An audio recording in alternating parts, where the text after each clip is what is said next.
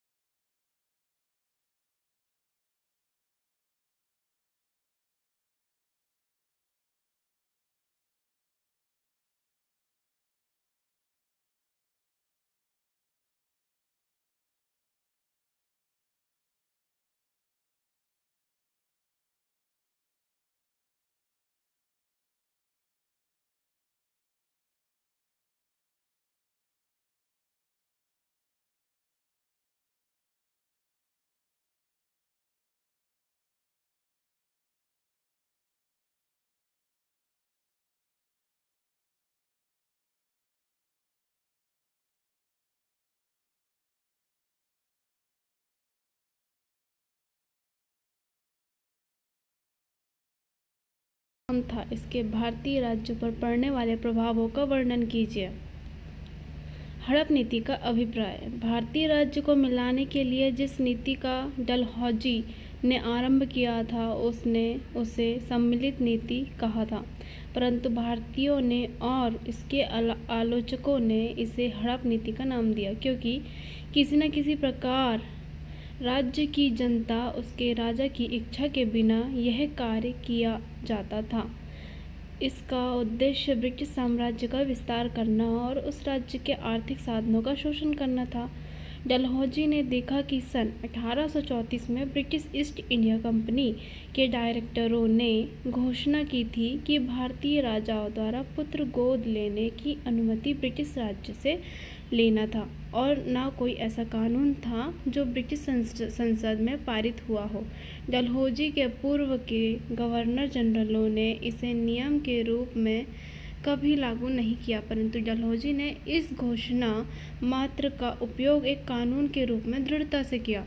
डलहौजी ने अपनी अधीन पृथक रियासतों के लिए यह अनुमति अनिवार्य कर दी।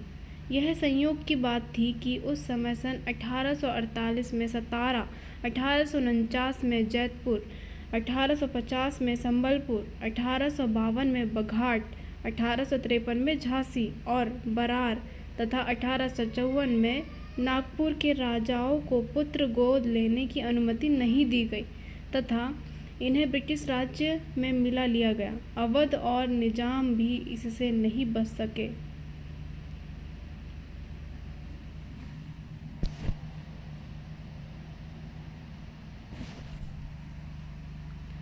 इसके बाद आता है हड़प नीति के प्रभाव एवं परिणाम। तो क्या ही प्रभाव हो सकते हैं, ये देखते हैं। डलहौजी की हड़प नीति के कारण अनेक भारतीय राजाओं के राज्य प्रतिष्ठा और शक्ति नष्ट हो गई। सन 1848 से 1853 तक 7 राज्यों को हड़प लिया गया। इसके पश्चात सन 1852 में बाजीराव द्वितीय को दत्तक पुत्र लेने की अनुमति नहीं दी गई। इसके साथ ही उसकी उपाधि और पेंशन भी बंद कर दी गई। इसी प्रकार सन 1855 में कर्नाटक का नवाब भी दत्तक पुत्र गोद नहीं ले सका। आजिम शाह को भी संकट में ब्रिटिश सरकार ने मदद नहीं दी। सन 1855 में तंजौर का राजा निसंतान मर गया, परंतु उसे पुत्र गोद लेने की अनुमति नहीं मिली। डलहौजी ने इसकी जागीर और पेंशन को समाप्त कर दिया। इस प्रकार डलहौजी की हड़प नीति अधीन राज्यों के राजाओं के नीचे उतरकर उनके पदाधिकारियों और जागीरदारों तक पहुंच गई। भारतीय राजाओं को हड़पने के कारण भारतीय राजाओं और उनकी जनता में ब्रिटिश राज्य के प्रति असंतोष बढ़ गया। जो राज्य समाप्त हो गए थे और भविष्य में समाप्त होने वाले थे, उन्होंने मिलकर सन 1857 की क्रांति के लिए कार्य किया। हड़प नीति के साथ ही हड़प किए राज्यों में हिंदुओं को ईसाई धर्म अपनाने के लिए विवश किया गया, जिससे धर्मांतरण के द्वारा राष्ट्रांतरण भी किया जा सके। इन राज्यों का आर्थिक शोषण, सामाजिक अत्याचार, अंग्रेजी शिक्षा और व्यवहार पर जोर दिया गया। स्लीमन आदि ने भारतीयों की दुर्दशा का वर्णन किया है। निष्कर्ष ये पढ़ लीजिएगा। प्रश्न नंबर 7 है हमारा, लॉर्ड डलहौजी की प्रशासनिक व्यवस्था को संक्षेप में वर्णन कीजिए। प्रशासन में सुधार, कार्यों के अनुसार विभागों का वितरण, सैनिक व्यवस्था में सुधार, तोपखानों के केंद्र बंगाल से मेरठ बदला, फौजी कार्यालय शिमला भेजा, छटनी विकेंद्रीयकरण और वर्गीकरण की नीति प्रारंभ की, गोरखों को सेना में लेने के लिए प्रोत्साहित किया, पंजाब के नवीन अनियमित सेना का संगठन किया, फौजों और सैनिकों की संख्या में वृद्धि करी, रेलवे व्यवस्था, डाक एवं तार विभाग की व्यवस्था, सार्वजनिक निर्माण एवं सेवा, वाणिज्य व्यवस्था, शिक्षा नीति, इतने सब इसके पॉइंट हैं। प्रश्न नंबर 8 है, लॉर्ड विलियम बेंटिक के कार्यों एवं सुधारों का वर्णन कीजिए।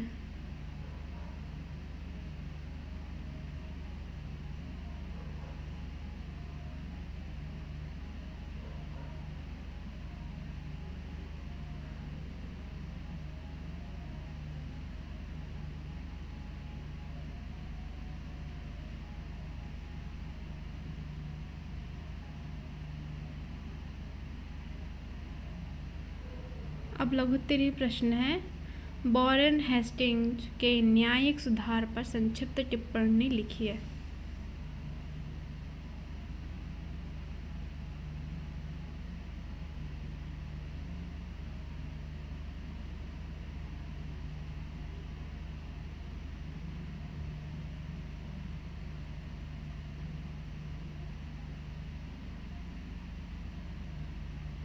प्रश्न नंबर 2 है हमारा लघुत्तरीय प्रश्न का, रेगुलेटिंग एक्ट के प्रमुख दोषों का उल्लेख कीजिए।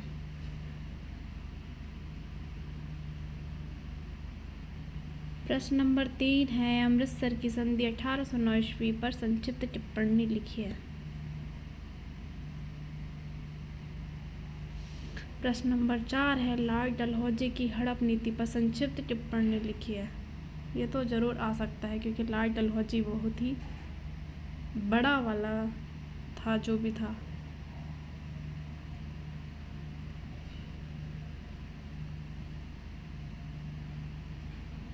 लॉर्ड बेंटिक के सामाजिक सुधारों पर संक्षेप वर्णन कीजिए।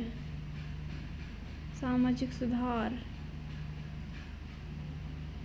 यहाँ जाती है हमारी इकाई नंबर 3, और इकाई नंबर 3 में नेक्स्ट वीडियो में बहुत ही अच्छे तरीके से वैसे ही PDF में ही बनाकर बताऊंगी, तो आप